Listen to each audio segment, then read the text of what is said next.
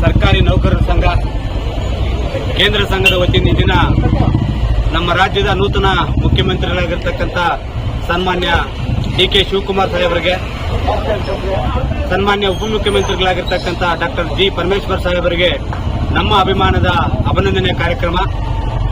ಈ ಒಂದು ಕಾರ್ಯಕ್ರಮದ ಜೊತೆಯಲ್ಲಿ ನಮ್ಮ ಸರ್ಕಾರಿ ನೌಕರರ ಎಸ್ಎಸ್ಎಲ್ಸಿ ಮತ್ತು ಪಿಯುಸಿಯಲ್ಲಿ ಅತಿ ಹೆಚ್ಚು ಅಂಕ ಗಳಿಸಿರ್ತಕ್ಕಂಥ ವಿದ್ಯಾರ್ಥಿಗಳಿಗೆ ಪ್ರತಿಭಾ ಪುರಸ್ಕಾರ. ಇದರ ಜೊತೆಯಲ್ಲಿ ಇವತ್ತು ನಮ್ಮ ಸರ್ಕಾರಿ ನೌಕರರ ಬಹುದಿನಗಳ ಬೇಡಿಕೆಗಳಾಗಿರ್ತಕ್ಕಂಥ ಎನ್ಪಿಎಸ್ ಅನ್ನ ರದ್ದುಗೊಳಿಸಿ ಓಪಿಎಸ್ ಜಾರಿಗೊಳಿಸಬೇಕಂತ ಈಗಾಗಲೇ ನಮ್ಮ ಸಂಘಟನೆಗಳ ಮುಖಾಂತರ ಅನೇಕ ಹೋರಾಟಗಳು ಮಾಡಿದ್ದೀವಿ. ಇವತ್ತು ನಾವು ಮಾನ್ಯ ಸರ್ಕಾರ ಮುಖ್ಯಮಂತ್ರಿಗಳು, ಮಾನ್ಯ ಉಪಮುಖ್ಯಮಂತ್ರಿಗಳು ನಾವು ಬೇಡಿಕೊಳ್ಳೋದಿಷ್ಟೇ. ಇವತ್ತು ತಾವು ಏನು ಗ್ಯಾರಂಟಿಗಳು ತಾವು ಪ್ರಣಾಳಿಕೆಯಲ್ಲಿ ಹಾಕಿದ್ರೆ ಆ ಗ್ಯಾರಂಟಿಗಳನ್ನು ಇವತ್ತು ಜಾರಿಗೆ ತಂದಿದ್ದೀರಾ. 6ನೇ ಗ್ಯಾರಂಟಿಯಾಗಿ ನಾವು ಎನ್ಪಿಎಸ್ ಅನ್ನು ರದ್ದುಪಡಿಸಿ ಓಪಿಎಸ್ ಜಾರಿಗೊಳಿಸ್ತೀವಿ ಅಂತ ತಮ್ಮ ಪ್ರಣಾಳಿಕೆಯಲ್ಲಿ ತಾವು ಪ್ರಕಟಿಸಿದ್ದೀರಾ. ಅದೇ ರೀತಿಯಾಗಿ ಏನು ಗ್ಯಾರಂಟಿಗಳ ರೀತಿಯಲ್ಲಿ ನಮ್ಮ ಗ್ಯಾರಂಟಿಯನ್ನು ಸಹ ನೀವು ಗ್ಯಾರಂಟಿಗೊಳಿಸಬೇಕು, ಜಾರಿಗೆ ಆಗಬೇಕು. ಇವತ್ತು ನಮ್ಮ ಸರ್ಕಾರಿ ನೌಕರರು ಬೇರೆ ರಾಜ್ಯಗಳಿಗೆ ಹೋಲಿಕೆ ಮಾಡಿದ್ರೆ ವೇತನದಲ್ಲಿ ತುಂಬಾ ವ್ಯತ್ಯಾಸಗಳಿದ್ದಾವೆ. ಆದ್ರಿಂದ ನಾವು ನಮ್ಮ ಒತ್ತಾಯ ಏನಂದ್ರೆ ಇವತ್ತು ಕೇಂದ್ರ ಸಮಾನ ವೇತನ ನಮ್ಮ ಸರ್ಕಾರಿ ನೌಕರರಿಗೂ ಸಹ ಸಿಗಬೇಕು.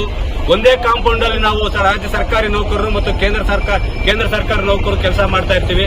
ಆದರೆ ವೇತನದಲ್ಲಿ ಅಜಗಜಾಂತರ ವ್ಯತ್ಯಾಸ ಇದೆ. ಆದ್ರಿಂದ ಸಮಾನ ವೇತನಕ್ಕೆ, ಸಮಾನ ಕೆಲಸಕ್ಕೆ ಸಮಾನ ವೇತನ ಕೊಡಿ.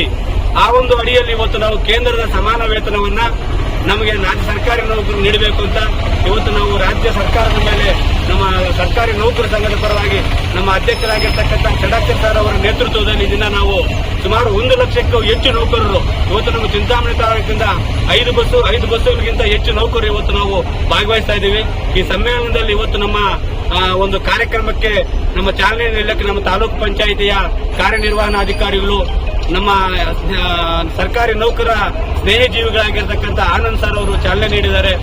ಮತ್ತು ನಮ್ಮ ಸರ್ಕಾರಿ ಚಿಂತಾಮಣಿ ತಾಲೂಕಿನ ಸಮಸ್ತ ಸರ್ಕಾರಿ ನೌಕರರು, ವೃಂದ ಸಂಘಗಳೆಲ್ಲ ಅಧ್ಯಕ್ಷರು, ಕಾರ್ಯದರ್ಶಿಗಳು, ಪದಾಧಿಕಾರಿಗಳು ಎಲ್ಲರೂ ಮತ್ತು ವಿದ್ಯಾರ್ಥಿಗಳು ಮತ್ತು ಪೋಷಕರು ಸಹ ಸಕಾಲಕ್ಕೆ ಆಗಮಿಸಿದ್ದಾರೆ.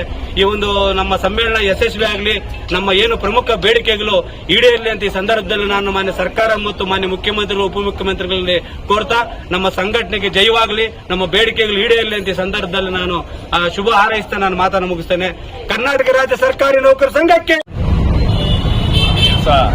ಮಕ್ಕಳ ಪ್ರತಿಭಾ ಪುರಸ್ಕಾರ ಮತ್ತು ಸರ್ಕಾರಿ ನೌಕರರ ಒಂದು ಬೇಡಿಕೆಗೆ ಎಲ್ಲ ನಮ್ಮ ಹೋರಾಟ ನಿರಂತರವಾಗಿರುತ್ತದೆ. ಎಲ್ಲ ಓಪಿಎಸ್ ಇಂದ ಎನ್ಪಿಎಸ್ ಇಂದ ಓಪಿಎಸ್ ಆಗೋವರೆಗೂ ಎಲ್ಲ ನಮ್ಮ ಸರ್ಕಾರಿ ನೌಕರರ ಬಂಧುಗಳು ನಿರಂತರವಾದ ಹೋರಾಟಕ್ಕೆ ಜಯ ಸಿಗಲಿ ಅಂತೇಳಿ ಈ ಸಂದರ್ಭದಲ್ಲಿ ಹಾರೈಸ್ತಾ ಇದ್ದೀನಿ. ಧನ್ಯವಾದ.